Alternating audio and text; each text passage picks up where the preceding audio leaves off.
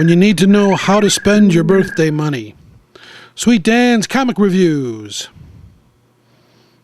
Hey kids, how you doing? Comic Book Man here. Welcome to the Video Outhouse. Dan Sweets with me. Sweet Dan Sweets with me, which means it's review time. All right. Here at the Video Outhouse. Now, you can read all of Dan's reviews on the store's website, www.myalternatereality.com. Be sure to stop off there and read them, because you'll see reviews like... Wait for it. This! Wolverine, Old Man Logan, Giant Size, the story that wraps up... The story that wraps up the Old Man Logan storyline. Finally, once and for all, it's finished, it's done, so... It ends happy, I hope. How is it? It was really good. What? That's it. Okay, we're going to have a cigarette now. See you later, man. By the dumpster. No, hey, listen. This You're a good man. This was cool. This was cool. I was a big fan of the series. It ran long. Everything got late, as most things Mark Millar and Steve McNiven get involved with do. But I'm of the mind that if it's all quality, if the artwork all looks great and its story's consistent, I'm willing to wait. I have no problem with it. I don't necessarily like the number one pasted on the last chapter of a storyline. Hey, this is issue 75 of Wolverine right here. Exactly. Number 75. You know what I mean? And somewhere down the line, when it's like issue 599, they're going to count this one and make it 600. So, you know what I mean? When they need to renumber it after they go back to number one. Here's the deal.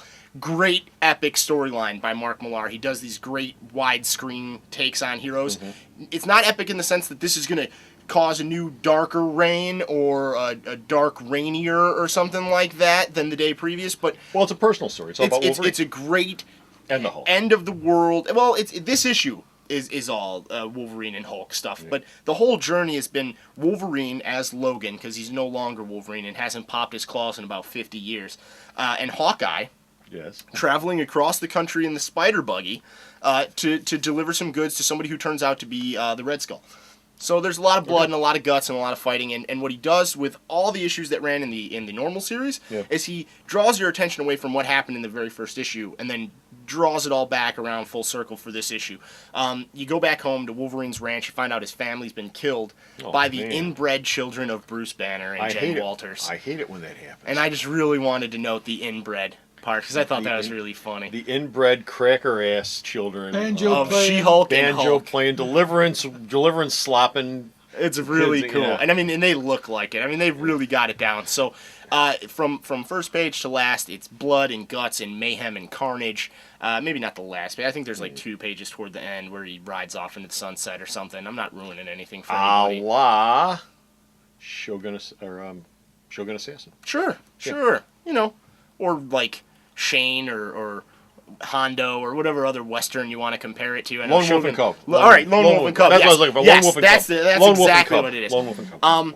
But it's great. He leaves it open. He ties everything up really good, but then he leaves it open for him to revisit if he wants to. And you know, somewhere along the line, some jerk, if it's not Mark Millar, is going to get his hands on it in this playground and play around in this sandbox. There's a lot of untapped potential.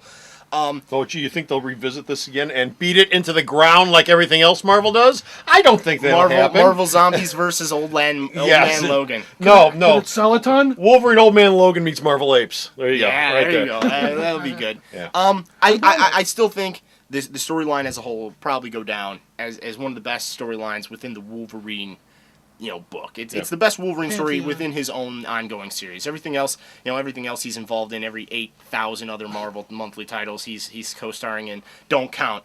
This is where it's at. You should get this, and don't be fooled by the number one. There's not going to be a giant-sized Wolverine Old Man Logan number 2.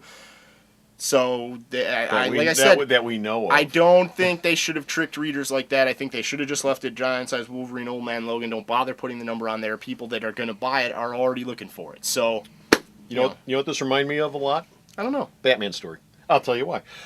Which one? This is out of continuity. Something like Batman Year One or Batman Legends of the Dark Knight. Something that has absolutely nothing to do with current continuity. Something that stands alone and something that people will refer back to 10 years from now and say, that was really a great story. Yeah. The best Hulk was Hulk the End. Yeah. Those 2 Perez covers? Yeah, and that was standalone, out of continuity. They went off and they did a Hulk story, and they didn't worry about anything else but going out and doing a story, and that's the same thing this is. This ties loosely to continuity because Mark Millar wrote 2 other Marvel books, Fantastic Four in 1985, and there's a very thin strand running through all 3 of them. It's almost inconsequential in the Wolverine books, but it does tie it together. So there's a chance albeit a small one, that this alternate timeline may be revisited at some point. Oh, there's always a chance at Marvel. But you know what? For what it was, the 8-part story, I don't think I've ever read a better Wolverine story. So this is good.